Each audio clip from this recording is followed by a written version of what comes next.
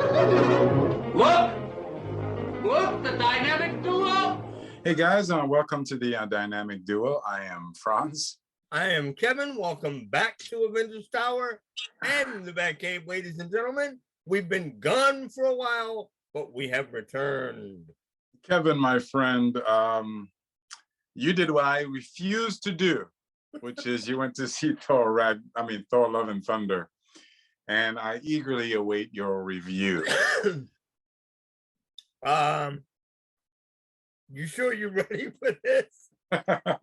I think I am. I certainly have been keeping tabs on the movie, on the response of the movie. I know you very well. I'm ready. Partner, I did not like it.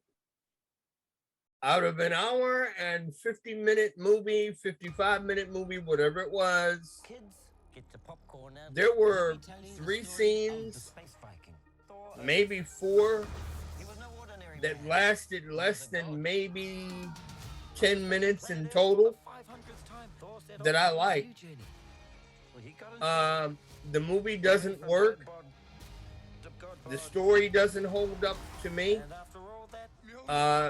There is very, very, very little that's enjoyable about it. And before I go any further, because I know you and I had done some preview material where we had talked about the trailers and not liking the trailers. Ladies and gentlemen, let me tell you and let me say this to you before I go any further. When I saw this movie last night, I went in with a very open mind and a very open heart. As I'm saying to Franz right now, this film just doesn't work. It's not because of Thor Ragnarok or any preconceived notions on my part. The movie just doesn't work. It's not a Thor movie in spite of what everybody wants to applaud and keep saying. And I realize that everyone has their own opinion. I have mine. Everyone else that has enjoyed this movie has theirs. But ladies and gentlemen, from where I sit, and I mean that literally, the movie doesn't work. This is far short of anything that Marvel has done up to this point. And if this is what they're going to continue to do within the space of phase 4, heading into what will begin phase 5, as big a comic book fan and superhero movie fan as I am, our beloved Marvel comics are in trouble. And they're in a lot of trouble. Well, our Marvel comics already have been in trouble for quite some time. Several things that you said, I want to ask you about. You said the movie doesn't work, and I someone of your talent, someone who could be a movie director, who knows the industry, who knows how to make films. Can you articulate why it didn't work? Absolutely.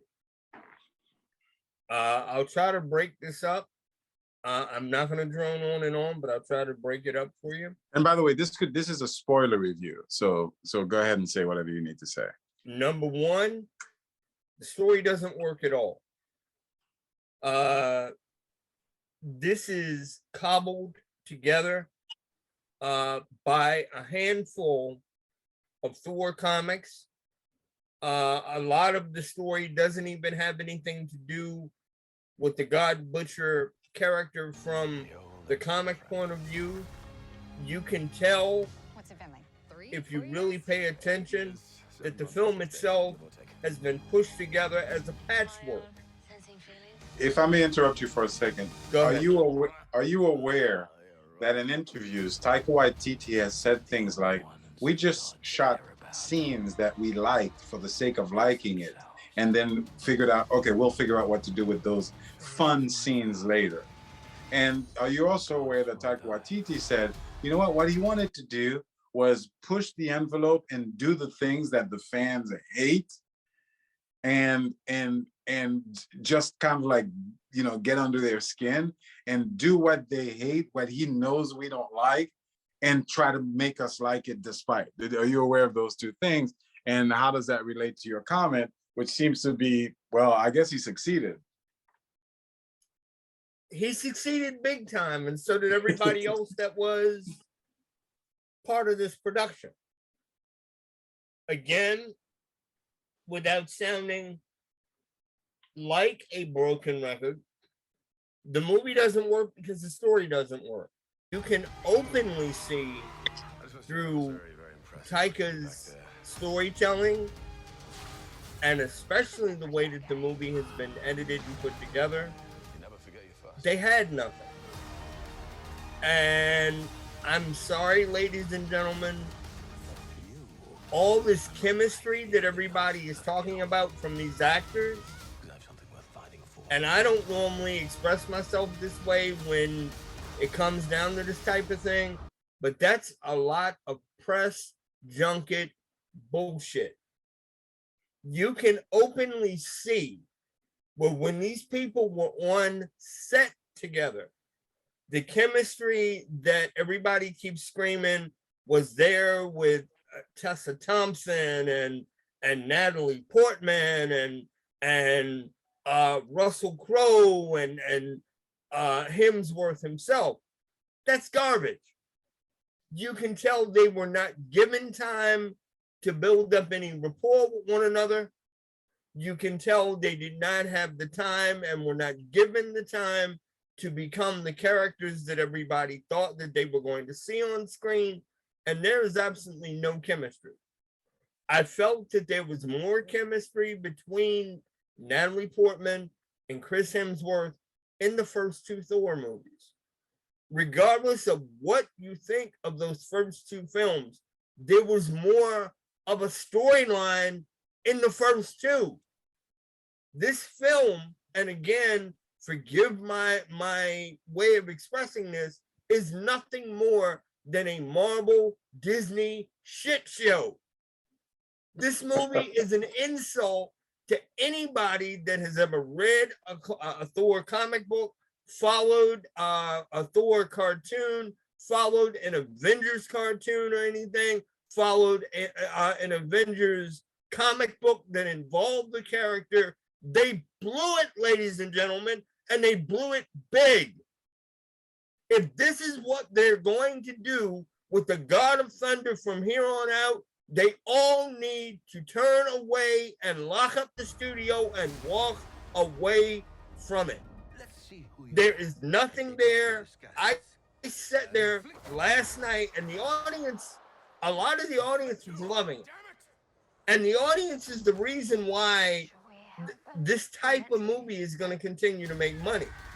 But they're not making them from the point of view of the comics or the cartoons or anything else that they've ever created relating back to these traditional characters. This piece of shit is just that. It's a piece of shit. It does not work. It will not work if they continue in this manner. That's it. By the way, for the audience, for Kevin to say this is a piece of shit, that's a big deal. For him to use that language, that's a big deal. That's a big deal. Let me do something that is against everything I believe in. And let me do something that I think is wrong, that should never be done, which is to say, I'm going to opine on something that I haven't seen. You should never do that. But forgive me for doing it, but I'm doing it because I feel I have enough information to do it. I have enough information to be able to do what I'm about to do. That information comes from the many scenes I've already seen in the trailers and all the sneak stuff that I've seen on YouTube regarding the movie. And it comes from the previous record of what's been done in Ragnarok. There is enough evidence for me to say the following. You are absolutely correct. You cannot in any way like this movie and call yourself a Thor fan. You just cannot do that. This is not a matter of opinion. This is a matter of fact. You know, there's a difference between opinion and facts. And when it's an opinion, I will tell you it's an opinion. I am saying, as a matter of fact, that you cannot watch this movie and like it and name yourself a Thor fan. You cannot watch this movie and like it and say that you're a Marvel fan. You cannot watch this movie and like it and say that you're a superhero fan. Now, if you're not any of these things, of course, you have the right to like whatever you want. You could even claim to be a Taika Waititi fan and like the movie. You could even claim that you're a Taika Waititi Thor fan and like this movie. That's your prerogative. But you cannot say you're a Thor fan, a Marvel fan, a superhero fan, and like this movie. And the reason I can say that definitively is because of what you just said. This movie is a direct insult to the character. It's a direct insult to Marvel Comics, particularly the way they built their lineup of characters. And it's an insult to the genre, the superhero genre. It makes fun of, it's making fun of, I don't want to say you, because if you like it, then you're not part of the group, essentially. But it's making fun of us. It's making fun of fans, of people who actually respect and like and enjoy this material. Both Taika Waititi and Chris Hemsworth have made it clear that their approach is, you know what? I don't really care. I'm going to do what I want. Is that respect for a genre? Is that respect for a character? Is that respect for the material? And particularly given that what I want isn't a vision. It's not like the latest, the Batman movie, where you have a particular vision, you want to tell your story, and you want to tell it your way. No, what they want to do is spoof the character, is clown the character, and not just the character, but all the Zeus, Gore. I'm not a Gore fan. I'm not going to pretend to be a Gore fan. That's not Gore. It could be good. I've heard that it's supposed, by the way, I want to ask you about that. It's supposed to be the greatest Marvel villain ever. That's simply not Gore. It's not Gore. And this cognitive dissonance that we seem to be doing in our minds to force things to fit what we want them to be has to stop. This group mentality, this sheep herd mentality that's happening has to stop. Right now, Kevin, we're so tribal that basically what's happening is this. You're a Marvel fan, so anything Marvel does is great, and anything DC does is great. And so if DC, for those people, if DC produces Aquaman, it's like, oh my God, it's so silly, it's so stupid. Can you believe this movie is no good? It's still not serious. And then you're gonna love Thor Ragnarok and love Thor Love and Thunder, which is much sillier, much crazier, much less coherent, and so on and so forth. You're gonna love, if you're a Marvel guy, you're gonna hate Justice League, you're gonna hate BVS because it's too dark, you're gonna hate Justice League because of plot holes, but you're gonna love Endgame even though it's full of plot holes. It is full of plot holes, and it's also dark. It's very dark and depressing.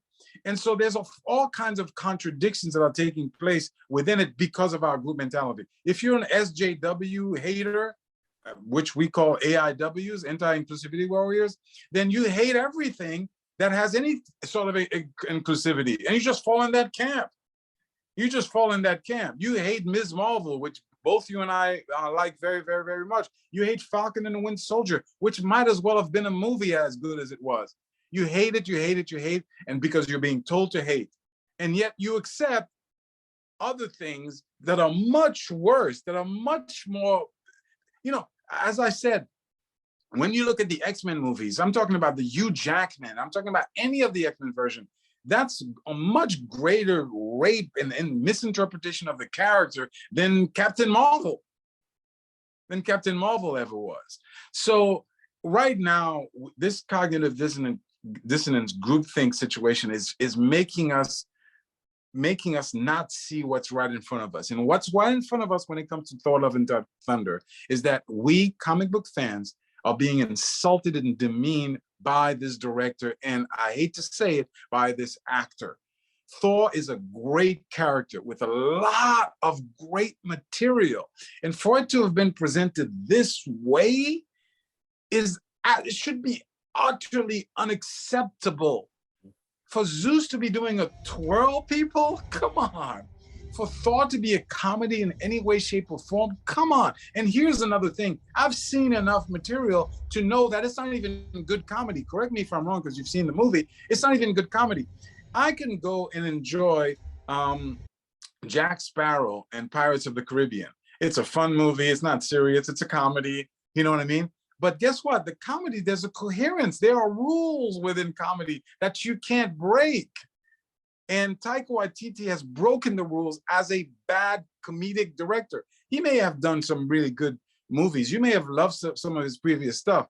This is a bad comedy delivery. Correct me if I'm wrong, Kevin. This is a bad comedy. You don't have Zeus doing a twirl. It just doesn't make sense. It just doesn't work. You don't have Thor making quips while there's supposed danger. It doesn't work that way. I've seen comedic movies.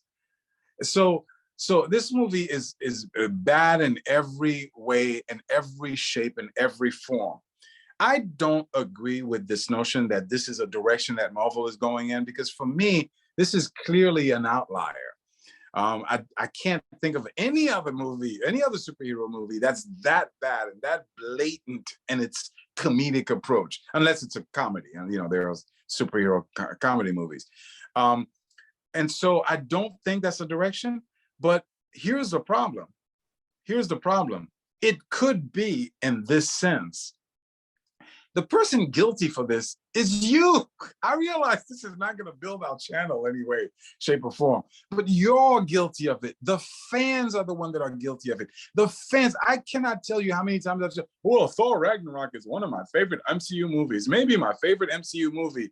Guess what? Thor Ragnarok did the exact same thing that Love and Thunder was doing, it just on a much less basis. But it did the exact same thing. It spoofed on the character. It spoofed on the genre. It was incoherent. The plot didn't make any sense. There was a tremendous plot hole. If you don't believe me, see the rant video that we made on Thor Ragnarok.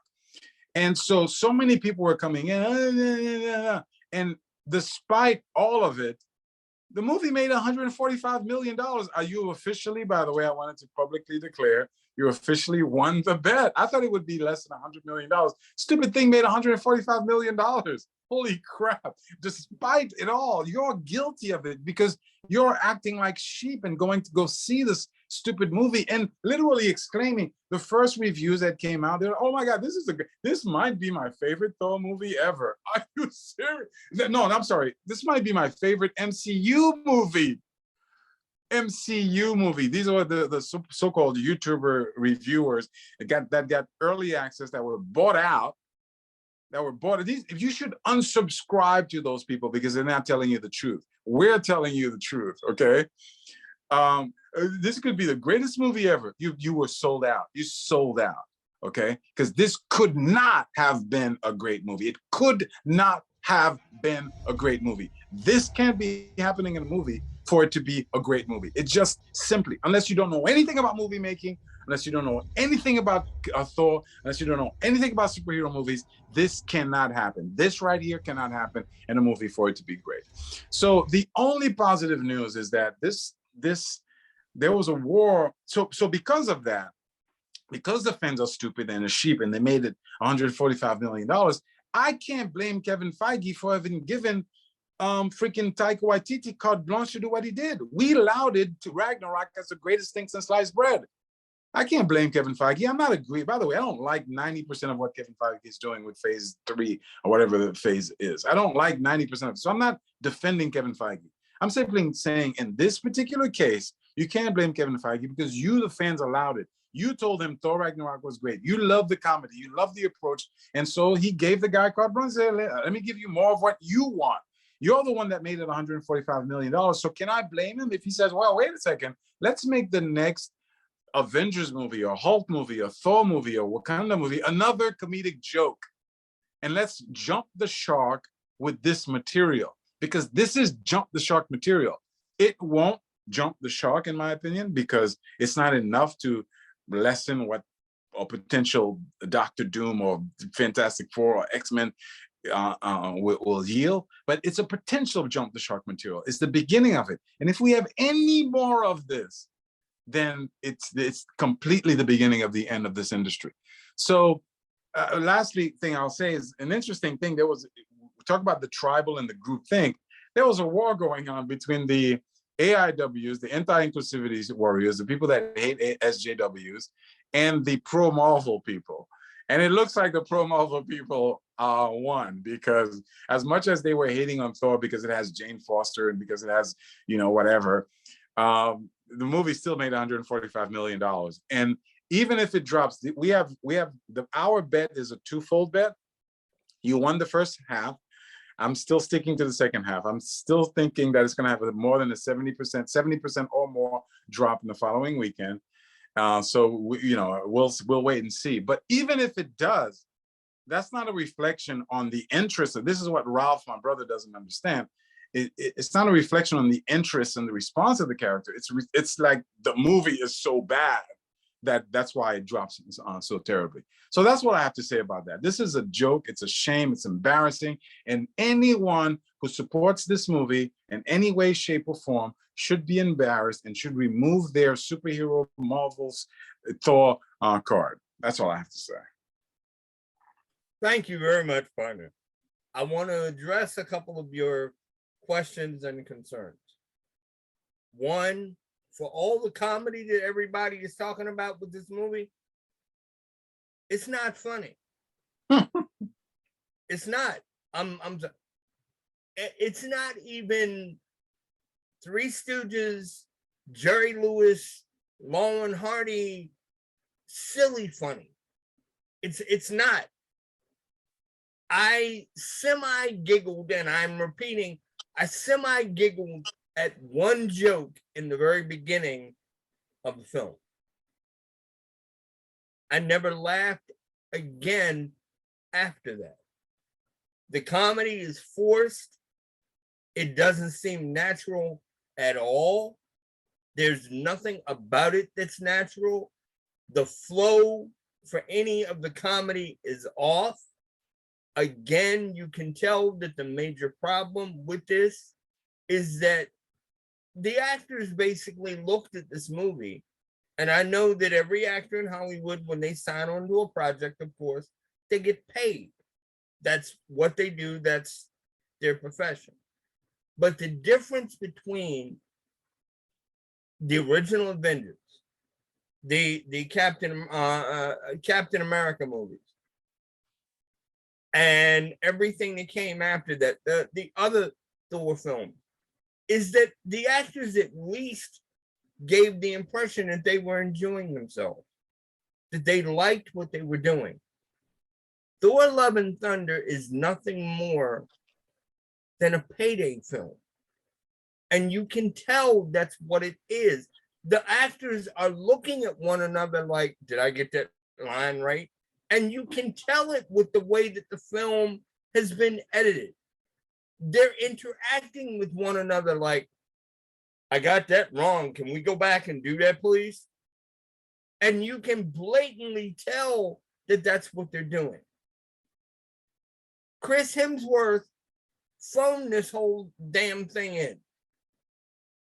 And he did nothing original, nothing exciting, nothing worthwhile in this movie. Natalie Portman, to me, is the only bright spot for any of this, and that's only for a few minutes. Tessa Thompson is completely wasted. As talented as that woman is, she's wasted. You could have gotten any other actress in the world to do what she did as King Valkyrie, and it would have been fine. You wouldn't have missed her at all. The other players in this movie, the other actors in the film, like I said, Russell Crowe, and I know that sometimes these actors want to play against type and give themselves a break. Russell Crowe is nothing more than a clown as Zeus. And he's not even a fun clown. Okay? He's a waste. He's a bigger waste in this film than Tessa Thompson is.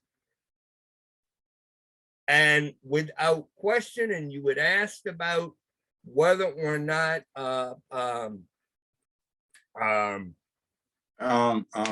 God Butcher was worth Gore, it. yeah. I gotta tell you, I found him boring. I found him incredibly boring. And all the stuff where you're hearing about people saying, oh, he's the greatest Marvel villain they've ever had. He's the most fantastic person I've ever seen on screen. No, he's not.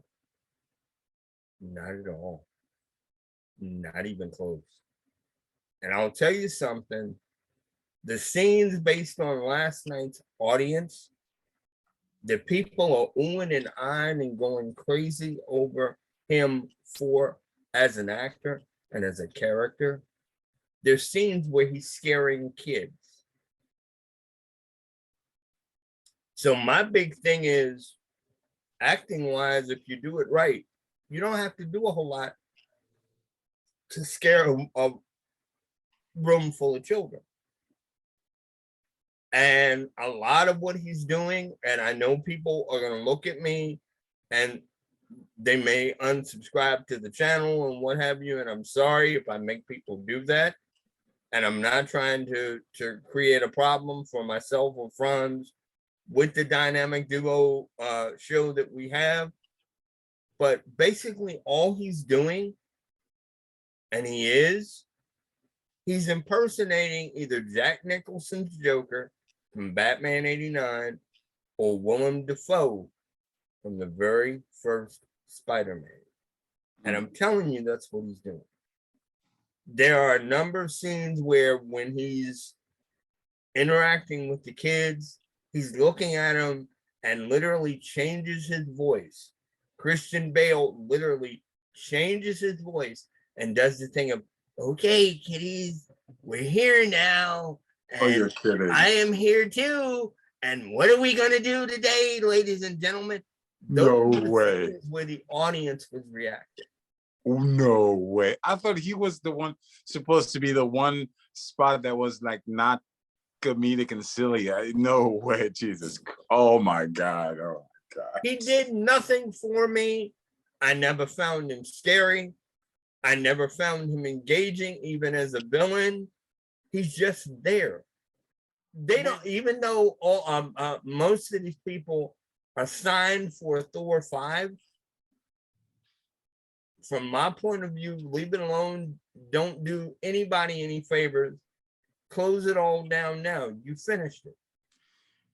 Can you imagine, my friend? Can you imagine? This is the shame of it. And this is the thing. A lot of comic book fans operate on the basis of, I expect it to suck. And if it doesn't suck, oh my God, they did a great job.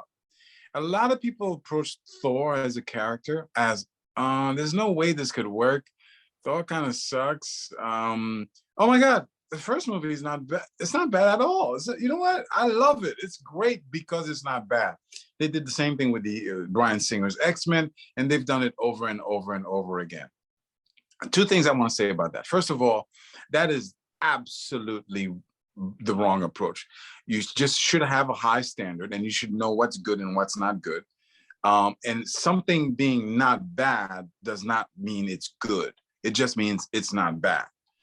And the Thor movies have just been not bad. Compared to Ragnarok and Love and Thunder, the first two are masterpieces. They're masterpieces, but they're not bad. Whereas Love and Thunder and Ragnarok are horrible, horrible movies. The second thing I would say about that is that, can you imagine a director taking that character seriously and delivering a powerful, moving, emotional, dramatic, exciting, awesome, magnificent Thor movie? There are so many such stories already existing in the iconic, in the icon of the comic books. Can you just simply imagine Thor in his costume? Yes, his costume. It's already been proven that it can be done, because if we can see the nonsense, all the multi-colorful nonsense that we could see on the screen, and it's people are buying it, then that's just the same thing pared down for Thor's actual costume. So you do that, and you have Thor giving his blood, his sweat, and his tears for fighting Mangog, one of the greatest storylines by Stan Lee and Kirby. Fighting Surtur, great story by Walt Simonson. Fighting, I mean, there's so many, there's so much you could have done with the character. So we not only should we not look at it as it's not bad, therefore it's good. What we actually should look at it is, holy crap, this is what it could and should have been. And therefore it sucks. It sucks horribly. So listen, we can't go on for too long about this. We've shared our thoughts and opinions. They're not popular opinions.